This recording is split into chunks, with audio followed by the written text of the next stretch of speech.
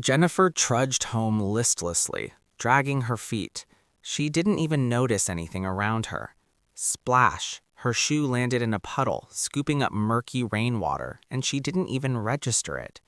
Her stockings had torn a month ago. Back then, Jen was happy, cheerful, and content with life.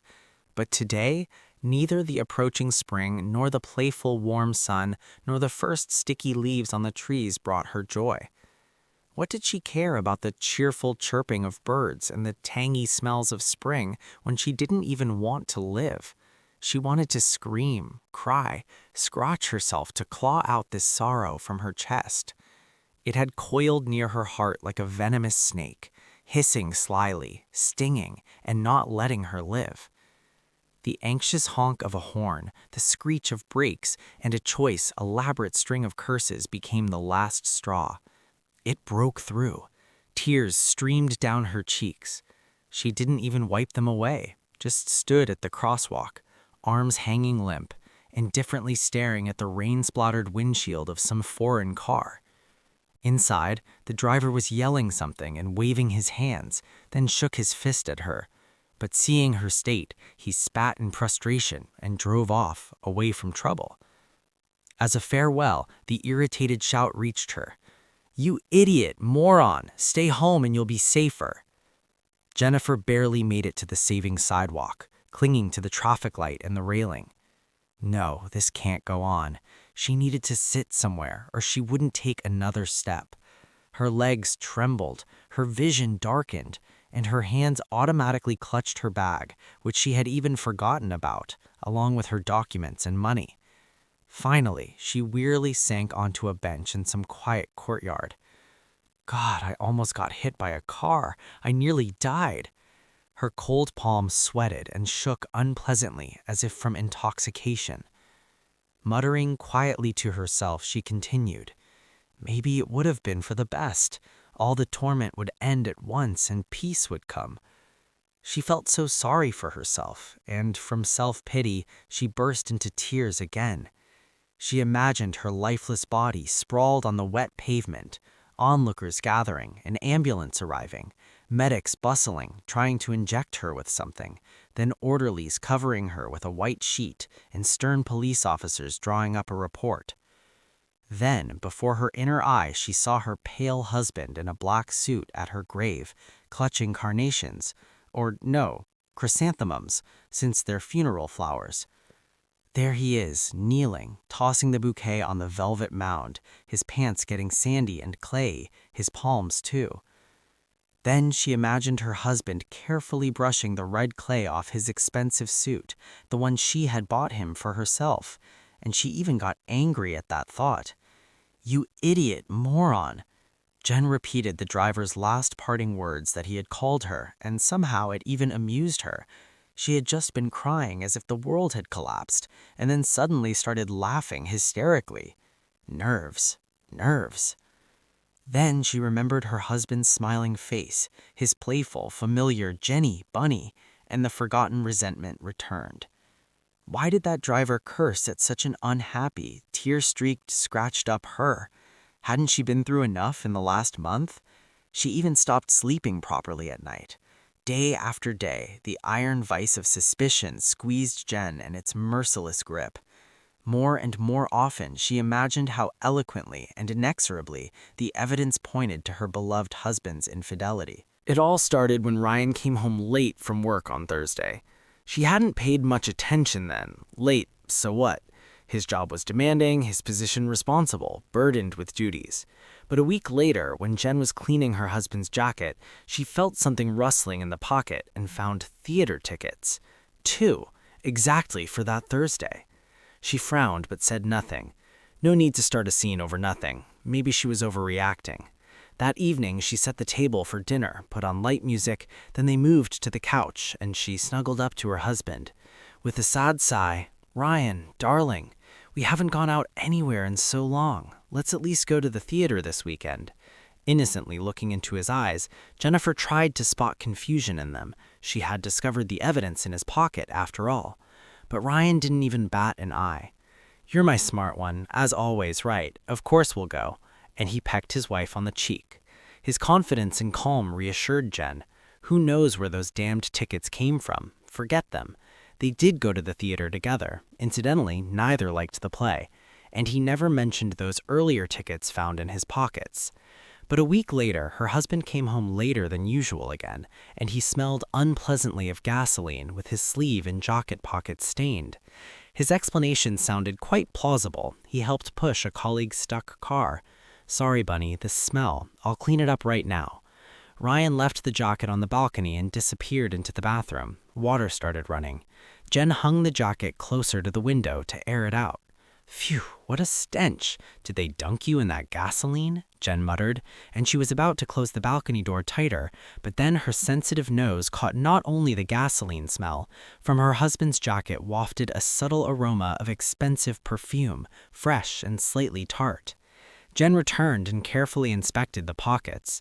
Sure enough, in the pocket she found a surprise, a thin lace batiste handkerchief with silk initials in the corner.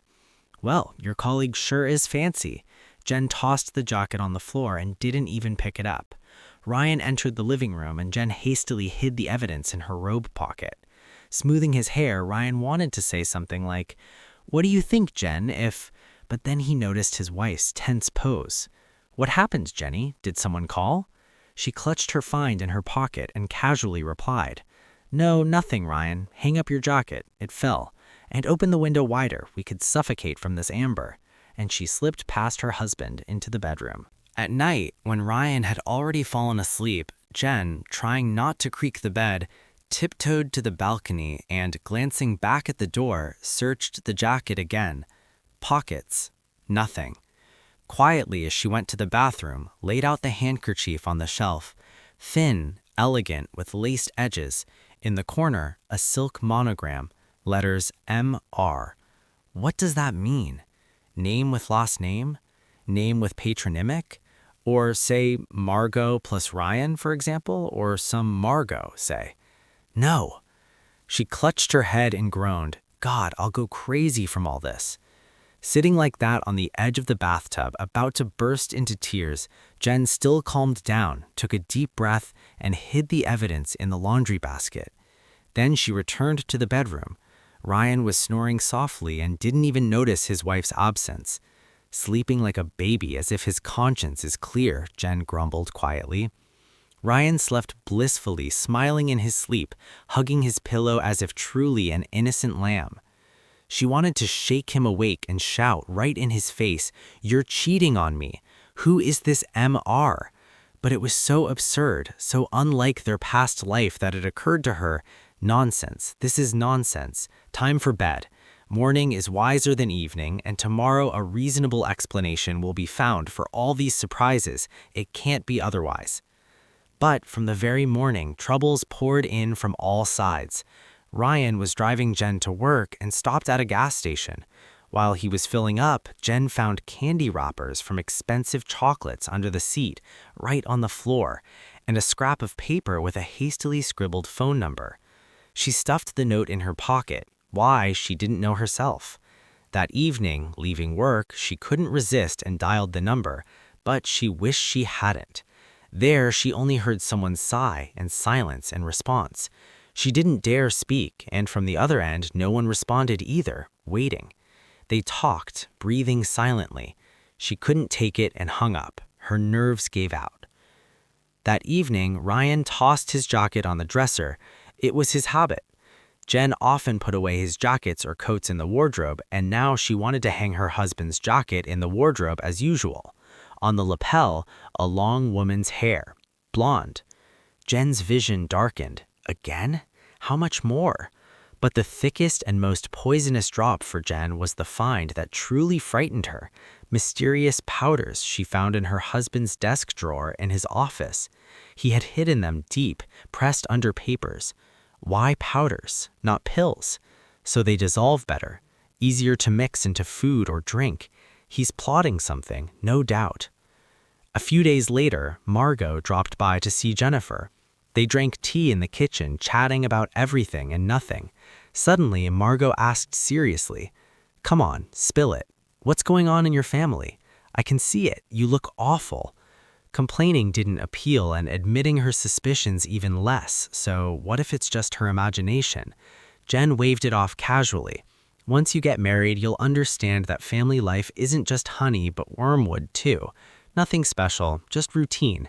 Margot laughed. Why rush? Honey or wormwood doesn't concern me. I haven't had my fill yet. I love attention, gifts, trips to exotic countries. They give me all that with pleasure, and I receive all that with pleasure. Then she narrowed her elegantly lined eyes and added slyly, but I'd take someone like your Ryan. By the way, where is he? We could sit neighborly, have tea. You know, Jennifer, you're lucky with your husband. Maybe you'll lend him to me? For someone like that, I'd jump that marriage. Jen was taken aback because the joke was turning into no joke at all, but a completely unfunny remark in Jen's situation. Why didn't you notice him earlier, when he was a simple mechanic, no interest, but as soon as he rose to management, suddenly lend? Jennifer knew that 3.5 years ago, Ryan had broken up with Margot. Soon after, he married her, Jen. Back then, his career was stuck. No matter how hard he tried, she gave him the brush off. But Jennifer had been in love with Ryan from the first day they met at the firm, and then such happiness. Ryan started inviting her on dates, then proposed marriage. The wedding had very few guests, only the closest, and Ryan's friend Anne, a childhood friend. And suddenly, luck turned. Ryan sold his one-room apartment, Jen her grandma's two-room she inherited. They took a loan, bought a 3-room in a new building with 2 balconies, true in the neighboring entrance from Margot's. So what? He chose Jennifer. She blew dust off him. Every morning reminded him, remember I love you, don't forget. And today we'll have everything great, and tomorrow even better than today. That was their mantra. They both greeted each morning with a smile and joyfully met each other from work in the evenings. Ryan believed in himself and climbed several rungs up the career ladder in record time. They no longer called him Ryan, but always Mr. and by full name. His wife accustomed Ryan to business suits, English leather shoes, silk ties. Even before his position, there was no thought. She convinced her husband to take English courses, get a driver's license, and right away they bought Ryan a used car, but in good condition. Jen picked the best hairdressers for her husband, the best gyms. Her beloved husband was her creation. Jen adored and spoiled him. What he became was largely her effort, though Ryan himself thought otherwise, that he worked to the 7th sweat for his beloved wife. You'll see, Bunny, we'll break through yet. Jen just smiled and nodded, agreeing. And here's the result. Ryan now worked in a separate office with a secretary and a company car. Jen hinted that he shouldn't sit idle. Forward to great achievements. There's room to grow. And Ryan believed wings were growing behind his back, everything was within reach. Margot left, and only then did Ryan come out of his home office. Jen understood her husband's dislike for the arrogant Margot and didn't judge him for it. He hadn't forgotten being a rejected suitor once. His male pride was wounded, and even with time, it wasn't forgotten. Why did she come? Jen shrugged. Just to chat about our women's stuff. As Jen loaded the dishes into the dishwasher, she pondered. Maybe she should have consulted after all. Margot has more experience. She always dates successful men, gets driven in expensive cars, given gold jewelry and fur coats. Surely she understands male psychology better. But something held her back from being frank with Margot. Some anxiety, or rather intuition, suggested not to open up to Margot specifically. However, tormented by a string of sleepless nights, Jennifer decided to consult anyway. Fine. She was just getting ready for a restaurant with another successful admirer, primping in front of the mirror. The girl looked intently at Jen in the reflection. Are you sick or something? You don't look great.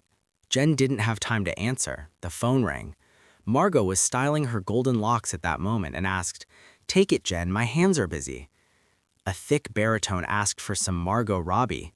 Jen confusedly explained, Sorry, no one like that here. This is Lawrence's apartment. But she was about to hang up when Margot hissed, Idiot! Snatching the phone, she started cooing into it and chirping that it was her housekeeper who messed up. Yes, she's such a klutz. It's a nightmare, she laughed. Jennifer didn't hear the rest. On stiff legs, she walked to the door and grabbed the handle. At the threshold, she couldn't help turning back. Margot was carelessly chirping nonsense into the phone, rolling her eyes and giggling. Jen slammed the door. She didn't even notice calling the elevator. Everything swam in a fog. Then Jennifer walked down the street seeing nothing through tears, and an angry driver yelled at her because she nearly stepped under his wheels, nearly died. The thought that she was that mysterious MR and that her Ryan was a liar and scoundrel shook Jen to her core. So her suspicions weren't the product of a sick imagination, but real, vile truth. Everything fit, piecing together like a simple child's puzzle. She needed to decide what to do next. But for now, Jennifer went to the doctor at the clinic, to Anne. She had one more important matter to clarify, urgently, immediately. She could trust Anne. Ryan had been friends with Anne since childhood, often visited her friend, and now not so much for health issues as for friendship. When they started dating Jen, naturally she joined their company too, and they became friends. So we'll find out, Ryan, what powders you're hiding from your own wife. She seriously believed her husband was up to no good. What, get rid of the wife, not divide the spacious new home and other movable and immovable property, bring in the new beloved wife and live in joy and pleasure since the old spouse has become tiresome? Where else? It turned out Anne was in her office and could even spare Jen a whole half hour. Don't waste time on explanations. Jen placed 2 packets of unidentified substance on the table before Anne. Anne, can you help me determine what this powder is? This task, she furrowed her brows. What secrets of the Madrid court? Is this for you or Ryan? Ryan doesn't need to know. This doesn't concern him at all. I want to determine what drug it is, a friend asked, Jen replied evasively. You're hiding something, Jennifer. Oh well, we'll find out the day after tomorrow what poisons you have, Anne joked. Jen shuddered. Jen slept poorly, tossing and turning like on needles, and didn't rest at all. In the morning, she made them an omelet for breakfast, but it burned. The coffee boiled over.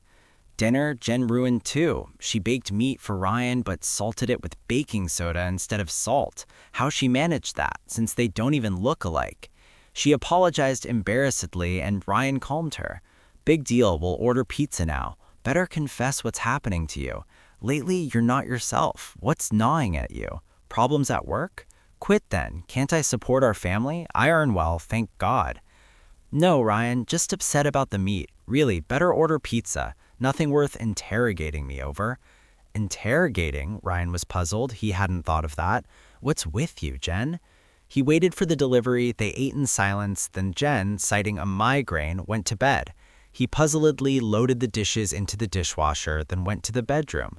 Jen was either asleep or pretending to be.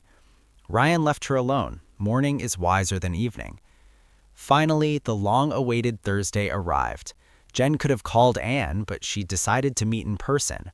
What powder is it? Maybe it's toxic, or Jen had wound herself up to absurdity, even suspecting her own husband of a crime.